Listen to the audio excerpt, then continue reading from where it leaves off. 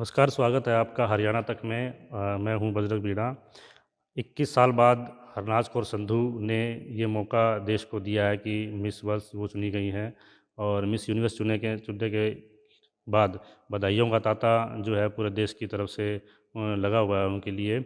और इसी कड़ी में हमारे साथ फ़तेहाबाद ज़िले से ये सौभाग्य है कि यहाँ पर अपॉइंटेड हैं, यहाँ पे डीएसपी के तौर पर पहली देश की पहली महिला अर्जुन अवार्डी गीतिका जाखड़ जी। और उनकी तरफ और देश की इस उपलब्धि पर वो किस तरीके से बधाई दे रही हैं, तो गीतिका जाखड़ जी हमारे साथ हैं। नमस्कार। नमस्कार जी। मैम, देश के लिए बड़े गौरव की बात है कि 21 साल बाद जो है मिस यूनिवर्स चुनी गई हैं हमारे देश की लड़की। तो कैसे देखते हैं आप इस उपलब्धि को? जी, बिल्कुल बहुत बड़ी बात है। जब हम वर्ल्ड लेवल पर जब टॉप में इंडिया का नाम चलता है तो वो ऑब्वियसली हर हिंदुस्तानी के लिए बहुत गर्व का पल होता है।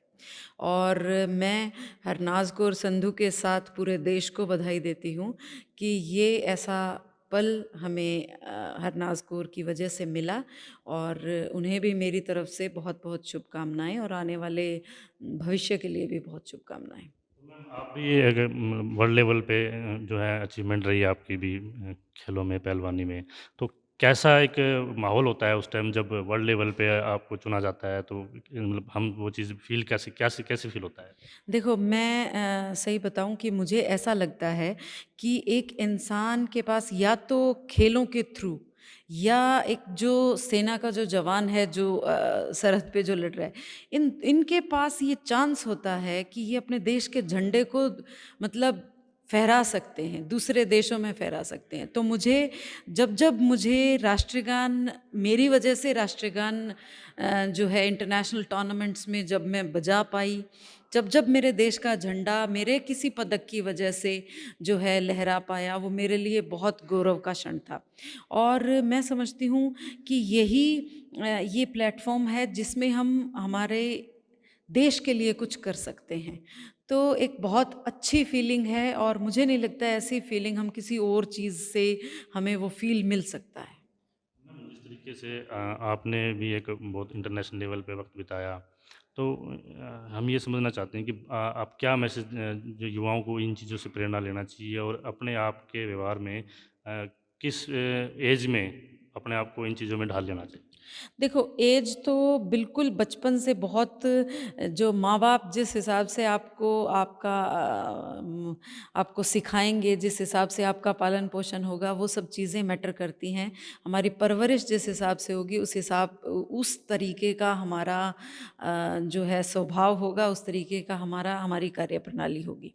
ये सब डिपेंड करता है हमारे माता-पिता पर। और हमें जिस तरीके से वो रखेंगे उस तरीके से ही हम अपना जीवन आगे जो है जिएँगे। मैं तो ये समझती हूँ कि माँ-बाप को ठीक है, पढ़ाई के साथ खेलों में भी अपने बच्चे को चाहे वो अपना भविष्य खेलों में ना देखते हों, फिर भी टू बी फिज़िकली फिट कोई ना कोई स्पोर्ट ज़रूर करवाना चाहिए। क्योंकि जब हमारे बच्चे हेल्दी होंगे तो हमारा देश हेल्दी होगा। तो उसके लिए आप अपने बच्चों को प्रेरित करें कि सुबह शाम दिन में मतलब 1 घंटा आप एक्सरसाइज ज़रूर करें और स्वस्थ रहें। जिस तरीके से हरियाणा की स्थिति है, बेटियों को लेके आपने बेटियों का ज़िक्र किया और मिस यूनिवर्स का जो एक खिताब होता है वो एक बच्ची के लिए होता है। तो हमारे हरियाणा में ये है कि बेटियों को मतलब जिस तरीके से माहौल रहा है कि बेटियों के प्रति इतना उदासीन रवैया रहता है, हालांकि इसमें सुधार हुआ है काफ़ी सरकार के प्रयासों से। तो हरियाणा के लिए आप, क्योंकि चंडीगढ़ से आती हैं अरनाज़ कौर संधू भी, तो उनके इस उपलब्धि को और हरियाणा के परिप्रेक्ष्य में आप कैसे देखते हैं? देखिए, सुधार हुआ नहीं है, बहुत सुधार हुआ है। और मैं आपको बता दूं कि जिस तरीके से मैं रेसलिंग में हूँ, तो पहलवानी एक ऐसा खेल है कि माँ बाप नहीं चाहेंगे कि हमारी बेटियां पहलवानी में आएं। आपको बताऊं, पूरे हिंदुस्तान में जितनी महिला पहलवान हैं उससे ज़्यादा, उससे अप्रॉक्स डबल अकेले हरियाणा में है। और सबको उनके पेरेंट्स प्रेरित करते हैं कि वो रेसलिंग करें। तो मैं ये समझती हूँ कि ये किसी के कहने से नहीं, ये अगर पेरेंट्स खुद जागरूक हैं और अपने बच्चों को करवाना चाहते हैं। आजकल मैं देख रही हूँ, जैसे किसी भी टूर्नामेंट में मैं जाती हूँ तो पेरेंट्स अपनी बेटियों को लेके आते हैं टूर्नामेंट में पार्टिसिपेशन के लिए। अच्छा, जब प्रैक्टिस पे जाती हूँ तो देखती हूँ कि सुबह 4 बजे एक बाप अपनी बेटी को ट्रेनिंग कराने के लिए अगर स्टेडियम आ रहा है, तो वो बेटी कैसे नहीं जीतेगी? तो माँ-बाप को चाहिए कि अपनी बेटियों पे विश्वास करें, उनको आगे बढ़ने का मौका दें और चाहे कोई भी फ़ील्ड हो, मिस यूनिवर्स हो, स्पोर्ट्स हो, एजुकेशन हो, अपनी बेटियों पे भरोसा रखें और उन्हें इस तरीके की परवरिश दें कि वो आपका मान-सम्मान बढ़ाएँ।